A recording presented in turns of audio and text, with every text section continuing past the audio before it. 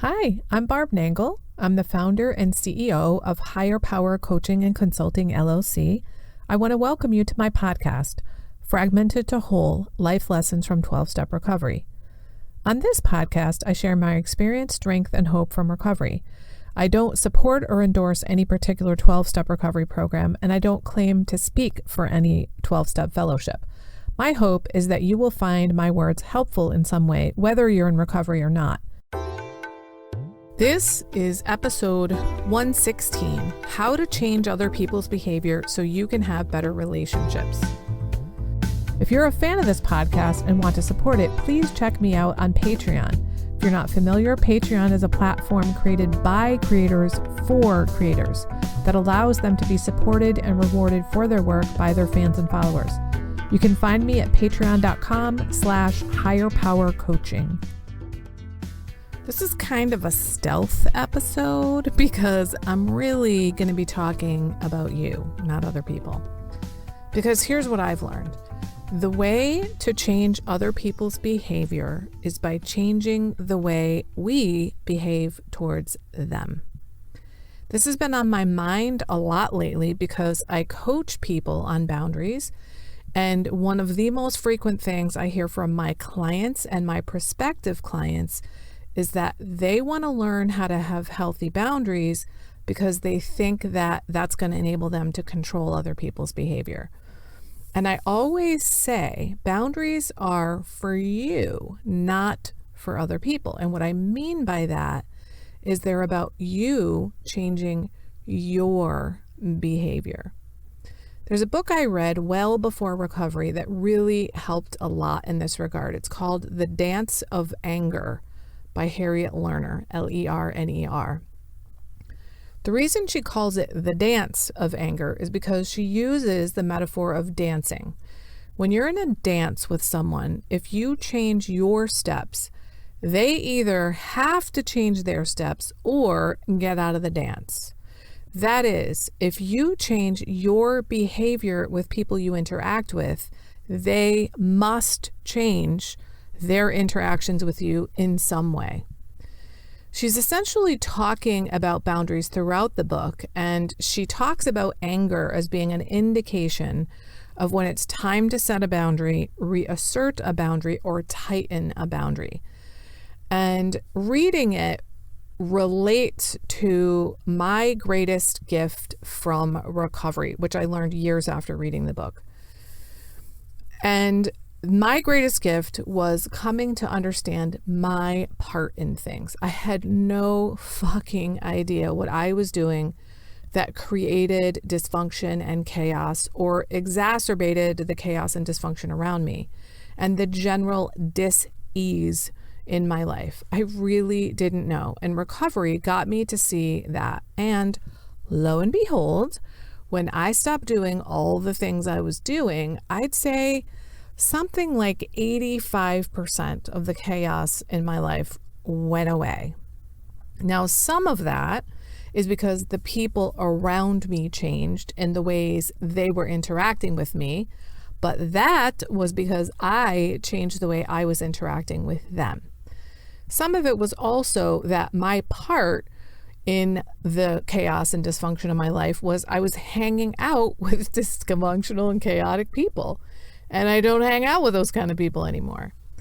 What just came to mind as I was saying that is one of my sponsees got a call from her dad a couple weeks ago just to see how she was doing, which had never happened before. And when they hung up from the call, they both said, "I love you."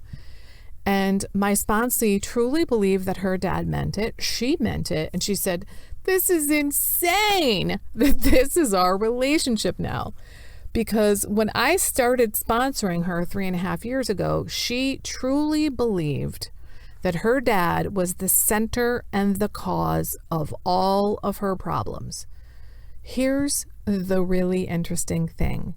Her dad is not in recovery.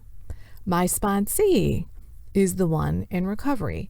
Yet everything has changed about their 45-year relationship. And that is because my sponsee has changed. She changed the steps of the dance with her father. Some of the things you can do to change other people by changing the way you're behaving include actually telling the truth to people about what you want, need, think, and feel. I know that for some of you, you'd rather die than do that, and I know how that feels. In the beginning of my recovery, I often felt like I was going to die when engaging in new behaviors or even thinking about engaging in new behaviors. One of the things that my step group did for each other was that we'd talk about the new things that we did and we'd say as a group, and you didn't die. And that may sound funny and amusing to some of you, but I needed to hear that. I needed to reaffirm for myself that even though I felt like I was going to die, I didn't. And deeply integrating that knowledge intellectually and emotionally really mattered to me.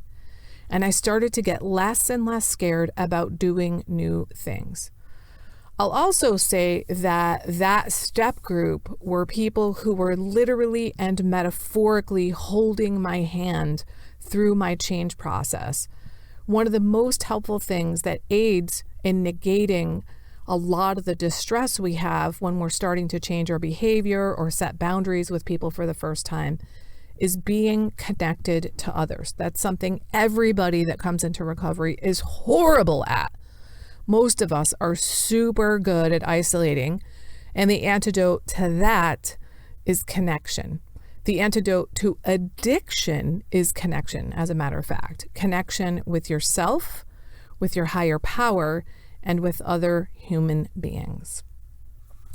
Another thing that you can do to begin changing your behavior is start taking really good care of yourself. That means meeting your own needs whenever possible and not waiting for other people to take care of you. One of the phrases that helps me the most in this regard is this: let go of my expectations of others and meet my own needs. Here's an example of this that I shared in one of my Facebook groups the other day. I stay over at my sweetheart's house all the time, and sometimes I like to have a small blanket for snuggling, either when it's cold in the winter or maybe even in the summer when the air conditioning's on. Now, he has a bunch of different blankets, but none of them are very soft the way I like them. Now, I can tell you 100% certainty that in the past, I would have blamed him for not having good blankets, probably wouldn't have told him any of this, and I would have been mad, like repeatedly, that there were no good blankets, and I would have taken it out on him, at least subconsciously. But I have new ways now. I bought a blanket that I like, and I brought it over there. Instead of having this expectation that he should have the kind of blanket that I think he should have, and maybe even expecting that he should know that he should have my kind of blankets. I let go of those expectations and met my own needs by bringing the kind of blanket I really like to his house. I let go of the expectation that he should either have a blanket that I like or know that he should have a blanket that I like. Now, I could go on and on with other examples of how you can change your behavior so that others around you will change theirs.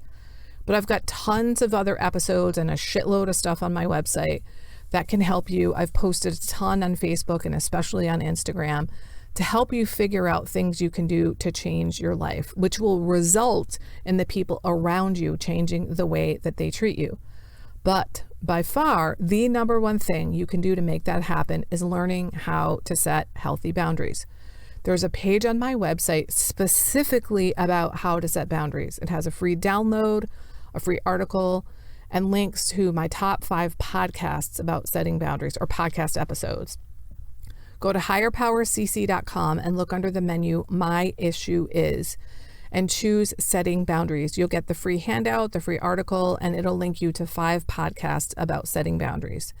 Anyway, learning how to set healthy boundaries, that is figuring out the boundary of you, what it is you like, want, need, and prefer, and learning where you end and other people begin is probably the most important thing you can do to change your behavior, which will result in changing other people's ways of interacting with you.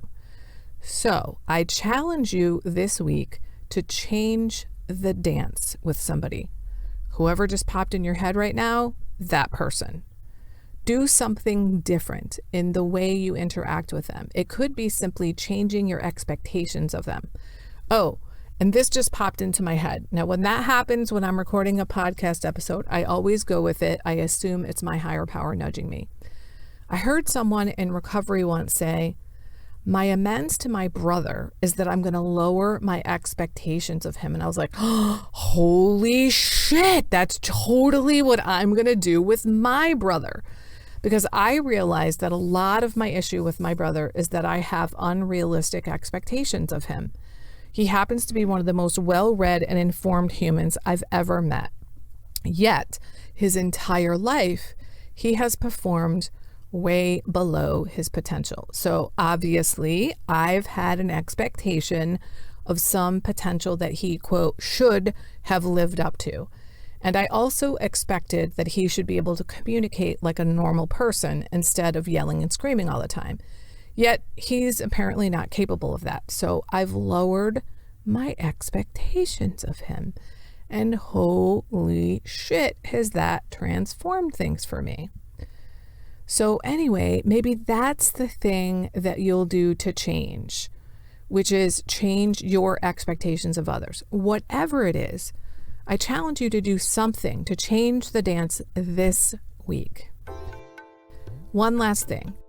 I'm giving away 10 free 45-minute free breakthrough boundaries calls. And as of this moment, I have 5 of those calls left. And the way to get one of those calls is to message me. You can either DM me on Instagram at Higher Power Coaching or email me, barb@higherpowercc.com. And I'll send you a link to sign up on my calendar. By the time this episode comes out, maybe there won't be any spots left, but take your chances.